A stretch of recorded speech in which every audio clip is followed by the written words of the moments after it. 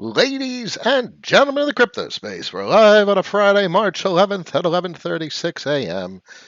Bottom line is, if you made it out of the last 2 years, 2020 towards the end of 2021, with significant gains, this is not the time to be trying to figure out how to capitalize on a ridiculous bearish market.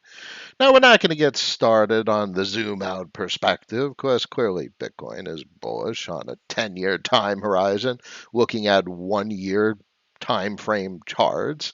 That's separate and apart, and you could be confident that the macro folks, the folks with 100-year time horizons like Saylor, don't give a shit about a couple of years, but we do because we want to capitalize on the volatility. We want to turn 10 grand into $1 million. Sailor is looking to just preserve wealth. And that's not an argument, or that's not a perspective that the vast majority of persons wanting to engage in the crypto space are here for. Not necessarily here to preserve your $10,000 bank account so you can retire with $10,000 in whatever year in 10, 20, 30 years. You want to grow that. You want to capitalize on this market volatility, capturing returns from persons that are more or less inclined to understand these markets. The entire crypto space is a process of capital transfer from persons that least understand the market to persons that most understand the market. That's a phrase that's somewhat consistent with what Buffett says, where it's markets are a capital transfer from the impatient to the patient. But in a technological world, in the crypto space, it is from persons that least understand what they're playing with to persons that most. Extremely volatile assets. You got tokenomics involved. You got monetary policy involved. You got leverage and debt systems and liquidity and all of these things that are maybe more so closely inclined with options and derivatives and structured products of legacy finance. But they're all intermingled into one extraordinary free market environment in the crypto space where you don't have to ask permission to basically do anything. With great power comes great responsibility. Spider Man knows how to play these damn markets, doesn't he? You could do whatever you want, which means you could also feel very free and very welcome to lose a shitload of capital also. This past week was a pretty brutal week for myself. Solidly has been a horrible experience thus far. I'm extremely disappointed with the tokenomics. It does not live up to expectations. I've been digesting and talking about it on Twitter of what algorithms Andre got wrong in his contracts. And now, you folks will say, but that's not what Andre. Well, I don't give a shit what Andre wanted. I give a shit what he talked about in his tokenomics papers to achieve his vision. And I agree with his vision. And this is where, from an engineering perspective, developers have talks. And we talk about how to manifest a concept, an ideology, a tokenomics model programmatically. And I don't think his programmatic implementation lives up to the model that he envisioned. Um, so that's besides the point. What's the point is, I don't have a position. It's not possible for me to have a position because the narrative that I engaged with the protocol for has been entirely invalidated. And that brings me to the title of the stream: Follow the rules, not your gut. Simple tips to crush the market. The rules apply capital and to a narrative. And if the narrative is invalidated, you must exit. And that is why position sizing is critical. If you apply excessive position size and the narrative is invalidated, it doesn't matter. You must exit. And it doesn't matter how much capital loss is involved. That's the rule. And that means you have to be considerate of your position size. And excess position size is extremely capital destructive. So, how could I assess hindsight what I did with regard to solidly? It is possible to argue I applied excess position size, and I did not dig enough into the contract. So, and that is the what caused the degree of capital loss I experienced.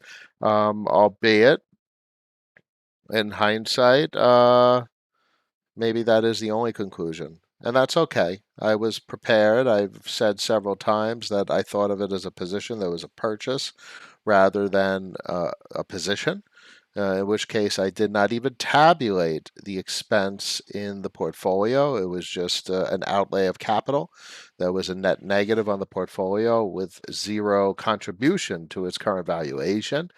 And therefore, I'm in a good position with regard to the portfolio heading into the markets that are likely to emerge over the coming weeks and short months. You guys probably sense the bearish tone in my voice, and that's not because I'm bearish on the crypto space. I'm extremely bearish on macroeconomic conditions. There are signals and indications all over the place indicating liquidity shortfall, credit crunch. As Jeff Snyder says, the amount of space on ledgers is running dry, which is equivalent to saying liquidity is running dry. If there's not enough space on the ledgers, then banks and large actors are less inclined to either do something, offer a product, or take on a product, offer an asset or take on an asset. And how do you accommodate that? We know in the crypto space, you got to pay people. You got to pay people enough for them to want to take action. And that's what I always say. You got to pay people in the crypto space so they don't sell their assets. Then that's the entire notion of incentive systems. That's the entire notion of risk premiums. So this chart looks like shit.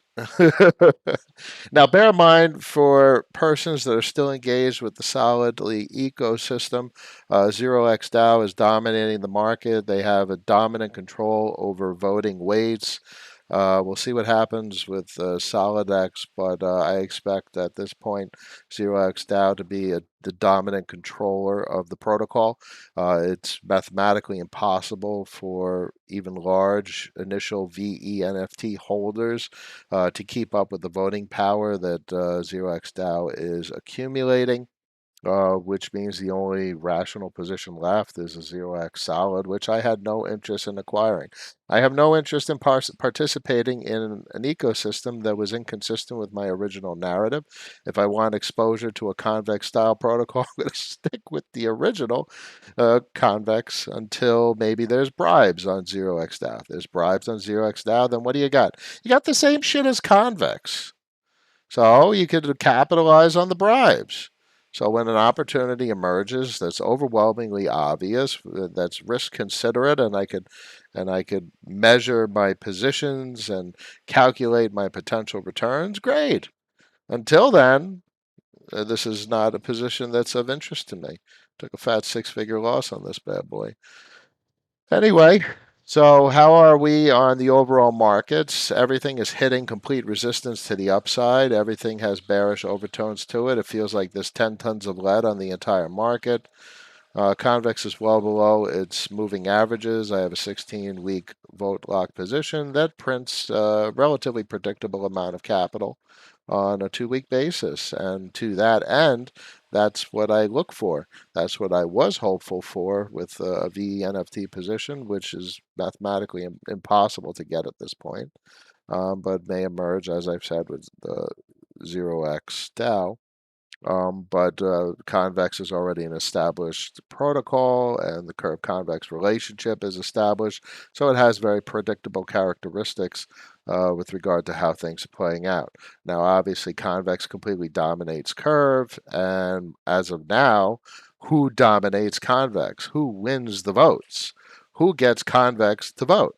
It's Luna and Frax. They completely control convex, therefore they have the vast majority of control over current monetary policy. Therefore, they're able to ensure the deepest of liquidity for their stable coins. There you go. The stablecoin narrative is by far one of the strongest narratives in the entire crypto space, bar none. There's almost an inability to argue against that observation slash conclusion. So the only other relatively large position I retain is my Frax exposure. Frax is getting beaten up as well. We could take a look at that real quick. Everything's getting beaten up. There's no reason to be exposed in excess to these markets. I'll give you a breakdown of the portfolio real quick. I think I'm sitting at about 55, 60% stable coins. So here's the deal with regard to portfolio balance. Folks will say that I'm bearish, which I am. I expect the entire financial system to shit the bed. But that doesn't mean you can't. That doesn't mean you shouldn't have exposure to the market. Being absolutely certain of a particular outcome is completely irrational. It's just a matter of a balance of the portfolio. So right about now, I'm about 60-40, 60% stables, 40% allocated. If the market turns around, I'm exposed. Great. I'm exposed to upside. If the market goes down, great. I got a fair amount of optionality. Majority amount of the portfolio is optionality to take positions in assets that are sold for the wrong reasons. And then you get into the notion of bottom hunting, and bottom hunting isn't done by looking at charts. You don't find bottoms and looking at charts. You find bottoms waiting for the fucking Fed to get on the news saying they're going to juice the shit out of the markets with $20 trillion. That's how you find bottoms nowadays. It's a completely interventionist market, and that's how it works. Understand that. So this is how you play the markets, understanding them for what they are, and not living in a fantasy land that, oh, it's so cheap. Folks may say curve is so cheap, and I'm like, yeah, it's cheap. Look at that price point where it was, six and change. Look where it's come from. This is a damn falling wedge. You guys see the chart I'm drawing? That's a bullish trend formation. It's sitting below a historic resistance. That was summer 21. That was a heck of a resistance. If you guys don't remember this time frame, that was a damn heck of a time period in the markets. Incredible. And we're sitting below that resistance. That's the bottom of the purple box.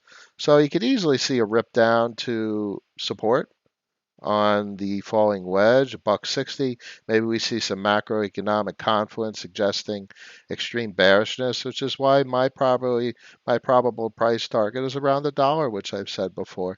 There's no reason you can't have a massive wick down. I mean, look at these wicks. When you have turmoil in financial markets, you get absolutely massive wicks down. Did anyone else in here live through this wick down? Do you see this wick? $1.93 to $1.40. That's a 40-cent wick on a candle that's absolutely massive. This is a daily candle. Let me explain something to you folks. I'm going to measure this shit. Curve fell 60% in a single day and then proceeded, let me invert this. In a single day, curve fell 60% and then proceeded to rip up 30% in one day. In one day. So don't tell me a dollar price target isn't completely unreasonable. Now you look for the patterns, and what was this? This was a liquidity event. So how do you know when the bottom is? When the liquidity event is starting to run its course. This had to do with mass liquidations in the market, but now we're at a very different time period, and now we're talking about macroeconomic conditions. This is a whole nother scale as compared to what occurred in summer of 21. It's not that I'm bearish at all on the asset. You guys know my opinion of the curve ecosystem.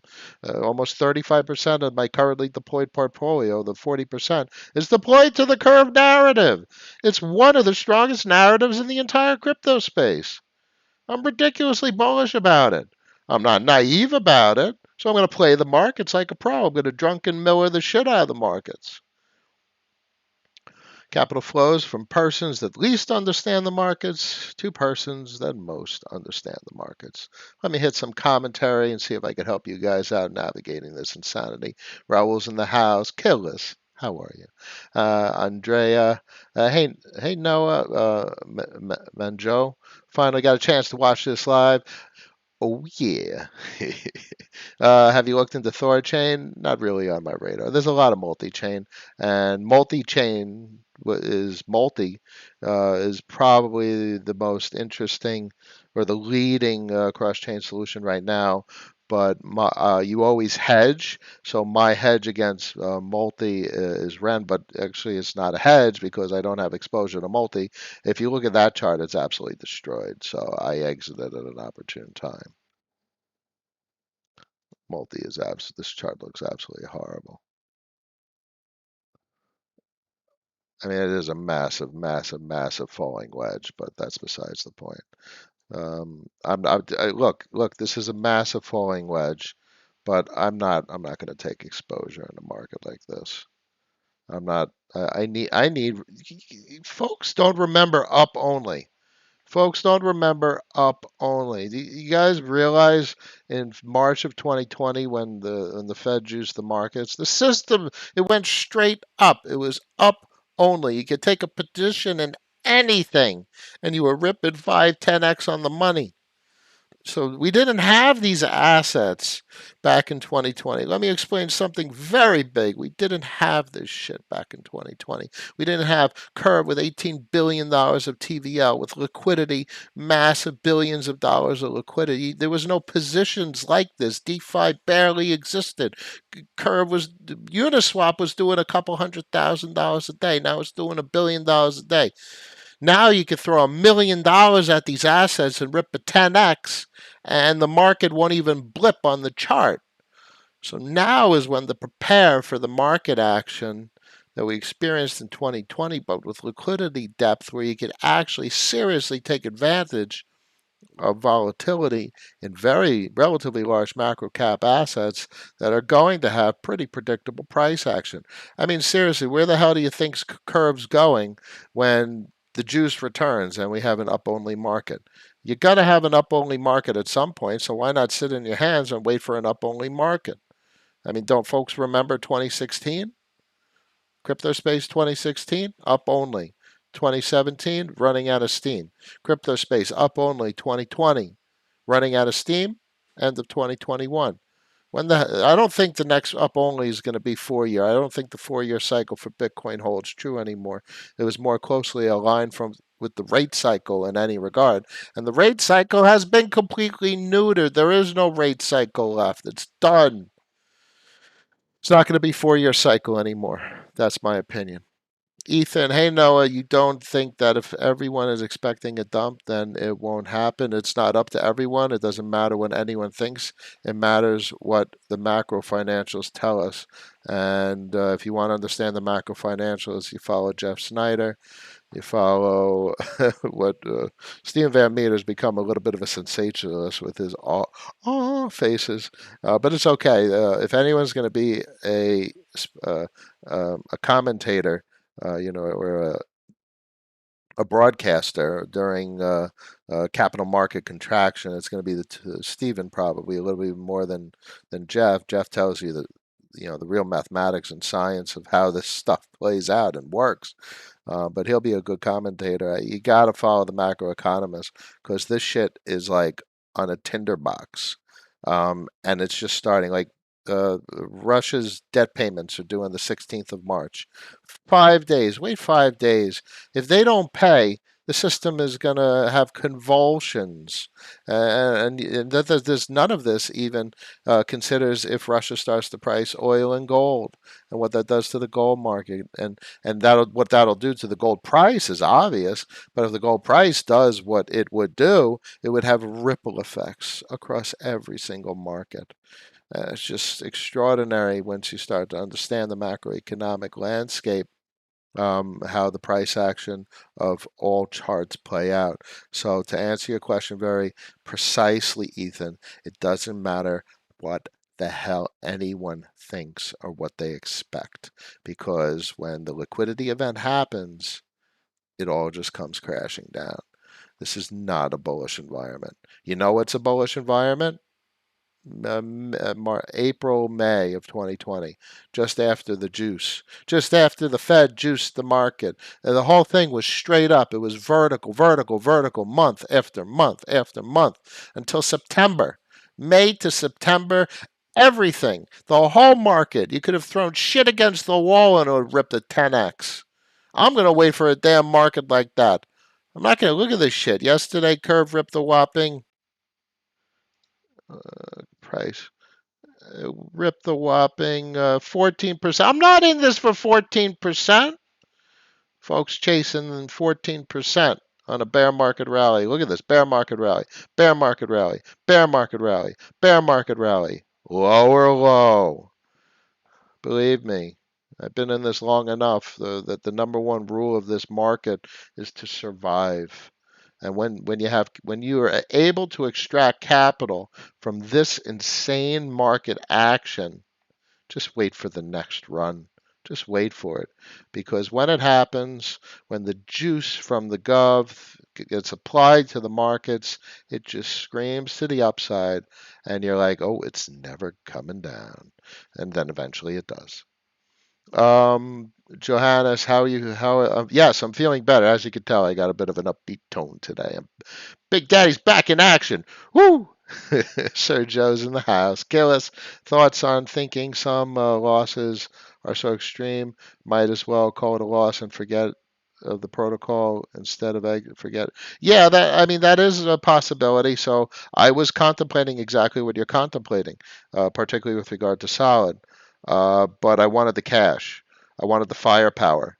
For me, it was a large position. It was like a $600,000 position, and I ended up liquidating. I recovered maybe $150,000.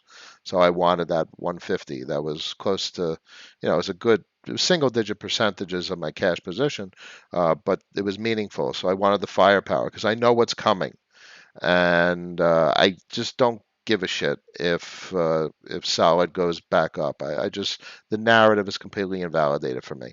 My Twitter post this morning expressed the extent of what I could possibly think about it. I'm just disappointed. It's not a narrative I want exposure to.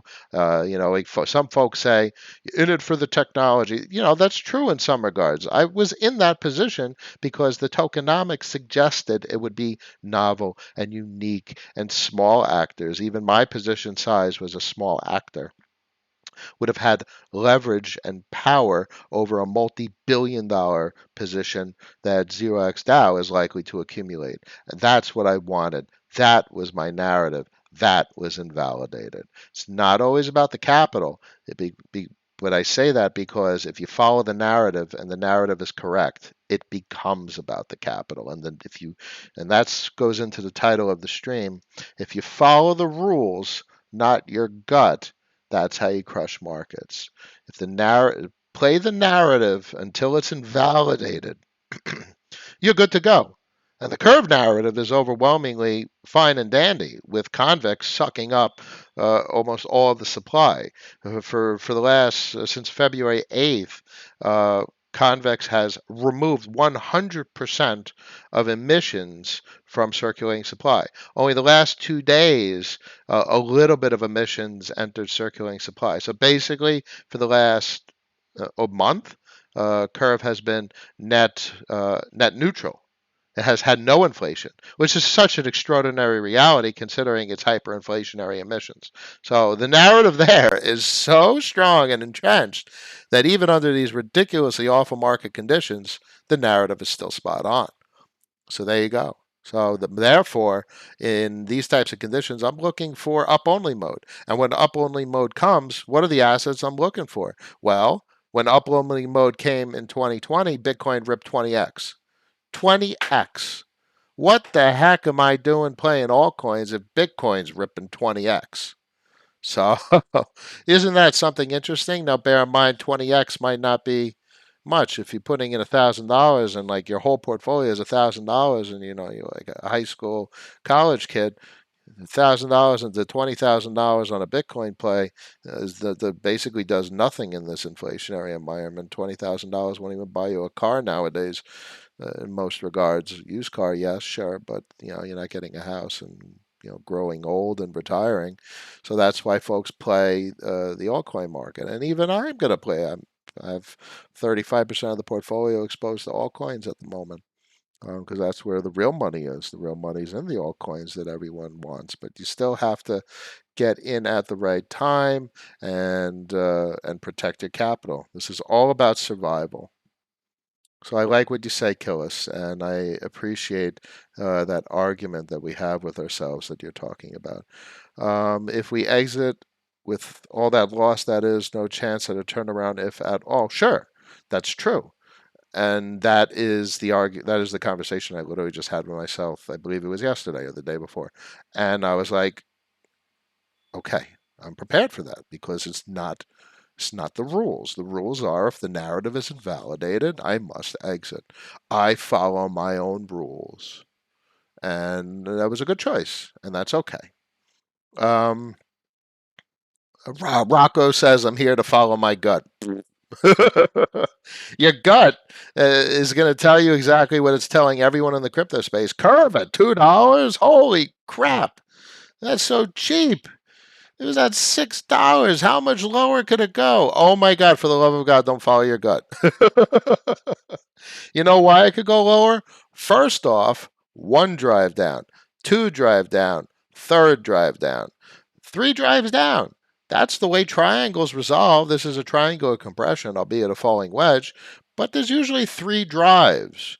So not only do you have the three drives down reality, which is just Elliott waves type stuff, you also have macroeconomic conditions, and that's why I would say a blow off bottom is probably more likely than less, especially with Russia coming up on the 16th of March. And if they just decide to flip the bird, oh, that's going to cause some serious ripple effects through the markets, like 38 billion or something like that in CDs issued on its debt obligations. Um, uh, Vitoshi, hey Noah, can you talk about what your daily routine is like in terms of checking your positions, checking key indices, charts? How do you track positions? I don't really track the portfolio much. I know I have my reference of the portfolio, my portfolio tracker, but I'm much more interested in the status of the market. So I'm mostly checking macroeconomic conditions. I'm looking over the gold bugs. Gold bugs give you quite often a good counter indicator of how the markets are. But in times like these, I love the gold bug social media posts because they talk about like COMEX inventory, LME, and what just happened with literally counterparty risk going to the extreme because they canceled trades. That's going to be crazy. So that's a whole nother story. So the whole lot going on in the precious metal market. The commodities melt up is going to have profound ripple effects. And what happens if commodities prices crash? Then you got extreme volatility. You get longs that get blown out of the water, and you got losses all over the place that cascades throughout the entire system. When things start to rip vertical and then retrace, in the real world, it destroys things. It's like a tidal wave. In the crypto space, we see that all the time. You got something that rips 1,000% to the upside and completely collapses with a rug pull. It's usually an isolated market because there's no leverage or derivatives or structured products that are built around it. In legacy finance, the entire system is a bubble of structured products and leverage and derivatives. So the ripple effects are felt far and wide. One curious view, you think if LME didn't intervene, there might have been another Lehman Brothers? Probably. But the problem is now that they did intervene, now we have interventionism conversation going on all over the place, and they just destroyed their counterparty risk argument or blown it through the ceiling. Now all of a sudden, who the fuck's going to put on a large long position or a large short position if they're going to just cancel that shit if there's systemic risk on the table? Now, can you imagine if there's like $10 billion worth of longs on nickel that just lost out on all that liquidation of the short position? They're probably pissed if they're missing out on like $2 billion worth of potential gains. They're probably pissed. If not, probably crafting lawsuits as we speak. I mean, come on, if you got $2 billion worth of gains that are mathematically owed to you based on your positions, yeah, no one in their right mind wouldn't be crafting legal arguments. They just intervened in the market. That's some serious shit. Harsho, do you have an interest in financial NFT? I have no idea what that is, my friend, but I like it. It sounds good. Killis, you're very welcome. It's always a pleasure. It's tough choices. Look, I literally just, it was a big loss, but that's okay because I measure my portfolio from the bottom. And in March of 2020, I knew how much I had. I knew how much I had at the top, but that's mostly just smoke and mirrors. That was all like pipe dreams and fluff. I know how much I have now. I know how much capital I have to deploy now, stables, as compared to what I had in March of 2020. Yeah, it's okay. I could take that loss. It's okay. So measure from the bottom, and don't measure from pipe dream fantasy land the top, because I'm pretty sure there's a lot of folks running around with $100 million at their top, and they're probably sitting around 30, $40 million right about now, and they started with $2, $3 million in March of 2020. So that's the type of numbers that an optimally executed portfolio is dealing with. If you started with 10 grand in 2020 and your all-time high was like $4 or $5 million, and you're sitting around with like $1, $2 million right about now, you lost about 40, 50, 60% of your portfolio. But you started with 10 grand in 2020. Measure from the damn bottom, folks. Dennis, in a bear market, wouldn't it be best to liquidate all positions and put it into BTC and maybe ETH if you don't want more beta? I would say no, because in bear market conditions, if there's a liquidity event, Bitcoin and Ethereum are going to be completely annihilated. So I have my targets. I would love to see a fat wick to 25. I mean, you see a fat wick anywhere near the 200 EMA, or I don't think we're going to get to the 200 SMA. I don't think that's going to happen. That's previous all-time high. In the history of Bitcoin, have we never ever crashed under any circumstance the previous all-time high? But anywhere between, let's say, 23,687 and like 28,000, maybe this region would be a heck of a wick to the downside. That'd be a capitulation event. The amount of buyers would be enormous. Be an enormous buying pressure at this price region. But why do people liquidate lower and lower and lower? Liquidity cascades, liquidation cascades, as well as collateral liquidation, where there's no choice. Large entities need to liquidate because they need the liquidity elsewhere. And that's why you would have these blow off bottoms where people with liquidity, optionality, sitting on the sidelines get an opportunity to get dirt cheap buying opportunities. So, my really prevailing narrative at the moment is wait for the system to completely shit the bed, the plumbing to break for some sort of liquidity crisis, and that's where you get your discounts. One curious view. Keep that dry powder, baby. Ooh, yeah. Mario Cardi actually did very well in the bad market conditions. With it being a play to earn game, I think Avagachi has a chance to do something similar this time around. Yeah, it's a big narrative. I like the play to earn. I think it's only just beginning. Booster, Captain, I now paid more tax for 2021 than the value of the portfolio. Literally felt like I wasted a year of my life and money on this. Really gutting and self-hating to the max. How to cope? The only way to cope is to do better next time. Less trades, less transactions, and more rules. Follow the rules, and it's painful when you follow the gut. And the gut is what got you to whatever scenario you're encountering, and the rules are what prevent that scenario from occurring again. What do I mean by that? You have all this experience, you did what you did. You're not going to do it again. You understand the steps and sequences of events that led to what occurred. Clearly, you avoid that. And now you have more rules, more experience, more guidance. You have more explanation for why what occurred what occurred. It won't happen again. How many times do you think people have failed to get to where they are? Failure makes you stronger. Failure makes tells you what to do to not fail. The only way you cannot fail is to have failed. So you're going to do much better the next time around, and you can less transactions, so on and so forth. And that's how you play this game, better and better every couple of years. 73 people in the stream, 19 likes. We can do a little bit better. I don't have much else to go over. We could look at dollar real quick. I mean, gold just looks ridiculously bullish. We'll wrap it up on a little bit of macro. So good gold. I have a little bit of PAX G. But you don't need a lot. That's the interesting thing. It's a highly asymmetric bet because gold has not risen asymmetrically, and it operates over very long time frames. But this is a ridiculously bullish looking chart. Only a little bit of gold could go a very long way if Russia decides to price oil and gold. That'll disrupt the entire collateral system worldwide.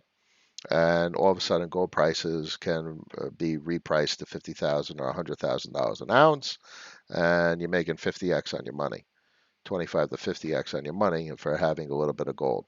So a small percent of the portfolio in gold, all of a sudden gold has become an extreme asymmetric bet. It's kind of like the resolution to the XRP SEC hearing. Massive asymmetric bet potential. Um, dollar. Dollar is flirting with this damn trend line, and that's what scares the crap out of me. It has broken through it twice over 2 weeks. And the dollar rips to the upside. It crushes international forex markets, puts extreme pressure on supply chain strengthening and build out, which just further contributes to consumer price inflation pressures. Um, just the entire macro environment is not trending in the right direction. It has been a complete downward spiral over the last couple of weeks and short months. That's the bottom line. George, you're very welcome, my friend. Dude, you've been on point lately. Very impressive, to say the least. Let me wrap it up on a Friday, March 11th, 12:12 p.m. As always, I thank everyone for joining me after hours on Discord for the most rational community in the entire crypto space. The boys in there are on fire with rationality. As always, if anyone needs me, you can hit up noahseidman.com, and I'm more than happy to talk to the best of my abilities. Nice calendar system where you could pick some time on the calendar, and I'm more than happy to accommodate any time that you need. I wish you all a wonderful day and a wonderful weekend, and I will see you on Monday for the flip side. Peace.